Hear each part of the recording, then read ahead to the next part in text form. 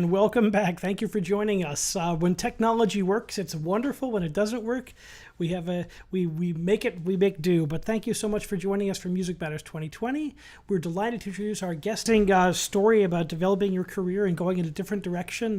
They always say that necessity is the mother of invention. So when you needed to create repertoire, you started arranging, and it's amazing for me to see as a choral conductor and as an educator how much traction your arrangements have gotten. You have almost 12,000 subscribers on YouTube, a really large, thriving audience, and I found I became familiar with your work by your how-to video on how to create a virtual choir. I was in the process. I was asked by my administration at Seton Hall University, "Can you do the alma mater in a virtual fashion? We're seeing them all the time online." And I said, "I have no idea how to do that." So I started researching it immediately. This is right at the very beginning of the pandemic. And researching, I came across yours, and I just looked at it. You have 93,000 views on that video. Describe what caused, how did you come to make that video, and what's it like having an effect like that on people? So, countless numbers of emails from people asking me how to do this, and I kept typing out the same thing over and over, and so I thought, I'm going to stop repeating myself hundreds of times, and I'm just going to put it out there in hopefully a concise, easy to understand with visuals, just the basics of what you need as a producer, what you need to give your singers, what you need for software, just a basic what you need and the process of how to do it. Again, it's really, really basic. I can't go into detail about how to edit videos and how to edit audio, and because those are very time intensive, hard to explain, and there's so many video tutorials that people could look at and learn how to do some basic editing and video editing. But again, it was just because so many people were asking, and I just kept giving the same answers, and I thought that would be an easy way to just put it out there for everybody. And it worked because they stopped asking. Well, obviously that's really lit a fire, because I think it was very, when did that video get made? The tutorial? I don't know, probably back in May. So really recently.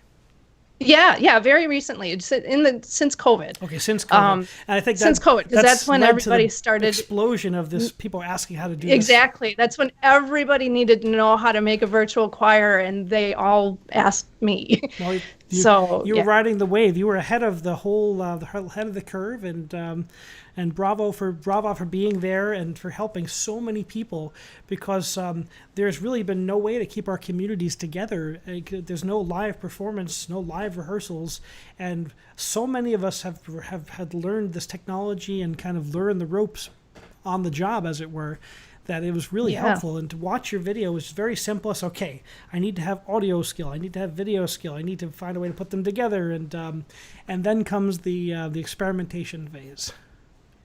Yes. So what advice do you have for a new conductor, music educator, on how to start this endeavor, how to start this process? I think the first thing to have is patience. And you need to know that it's going to take time, especially with the first one. Whatever your school principal tells you, if he says, well, we need you to do a video this week and have it done by Friday, you got to tell him that ain't going to happen, because there's a lot more to it.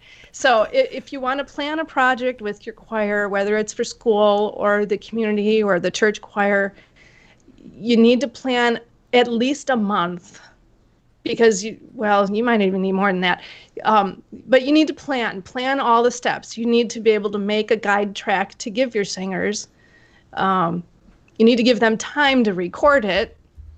I've noticed especially with my church choir, and probably a lot of church or community choirs that have older members who might not be so tech savvy, you'll have a lot of issues with them understanding how to record themselves, how to even download the materials that you're sending to them, how to use those materials, once they record it, how do they get it back to you? There's a lot of logistics involved. So with your first time, you got to plan just have a lot of time planned out for that kind of thing. And then there's the audio editing and the video editing, and that's going to take time too, especially if you have never done that before. A lot of my colleagues I've spoken to have either one or the other. They have an audio background or they have a video background, and they have either way. You have to learn one or the other or both, as it were. So it's quite an adventure. But what have you seen for people who've delved into here? What's your observations of some of your colleagues that you've helped? I've seen a lot of really good things. I think video-wise, I'm really impressed that people are figuring out how to do, even if it's just the basic grid of squares. Moving, they don't have to be animated, they don't have to be anything fancy, but people are out. I think the most noticeable thing for me, it would be on the audio end. And again, this is not to say that any choirs are bad singers, but when you're singing together as a group, you can hear each other, you can see your conductor, you're going to be in tune and blending, your cutoffs are going to be all the same. When you're singing by yourself and you don't hear anybody else around, no two people are going to be cutting off at the same time. You're not going to be breathing at the same time. Hopefully you're following the guide track, so that will help. But inherently, everybody, they're all going to be off. Nobody will be in sync. You might not.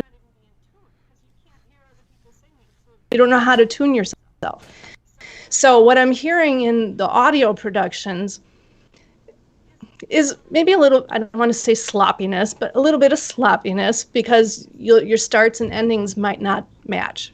If you end a phrase with a S, you might hear everybody's S's all at different times. So to me, that's the most noticeable thing that could use some cleaning up.